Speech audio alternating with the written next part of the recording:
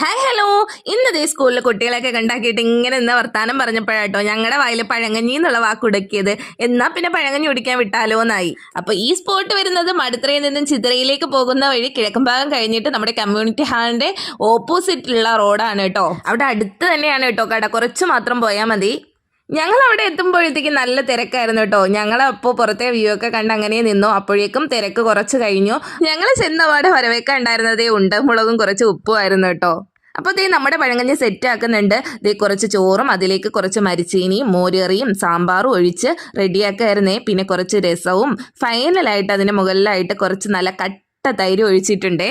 അപ്പോൾ ദേ കാത്തിരുന്ന മുഹൂർത്തം എത്തിയിരിക്കുകയാണ്. ഞങ്ങളുടെ മുന്നിൽ പഴങ്കഞ്ഞി എത്തിയിട്ടുണ്ട്. ഞാൻ മാത്രമല്ല കേട്ടോ, എൻ്റെ കൂടെ വേറൊരു ഫുഡ് ബ്ലോഗറും കൂടി ഉണ്ടായിരുന്നു. അപ്പൊ വീഡിയോ ഒക്കെ എടുത്ത ശേഷം ദേ കഴിക്കാൻ പോവുകയാണ്. അപ്പൊ ആദ്യപടി എന്ന പോലെ കുറച്ച് ഉപ്പും അതുപോലെ തന്നെ ഒരു ഉണ്ടമുളകും ഒക്കെ എടുത്തിട്ടിട്ടുണ്ടേ. അപ്പൊ ഇതെല്ലാം കൂട്ടി ഒരു പിടി പിടിക്കണം. എൻ്റെ പൊന്നു മോനെ, സ്വർഗം സ്വർഗം, അടിപൊളിയായിരുന്നു. പിന്നെ കൂട്ടിനുണ്ടായിരുന്നത് അച്ചാറ്, ചമ്മന്തി, തീയല്, ഉള്ളിത്തീയലാണേ, ഉണക്കമീന്, മീൻകറി, ഇതെല്ലാം കൂടി ചേർന്ന് വരുന്നത് 70 രൂപയാണ്.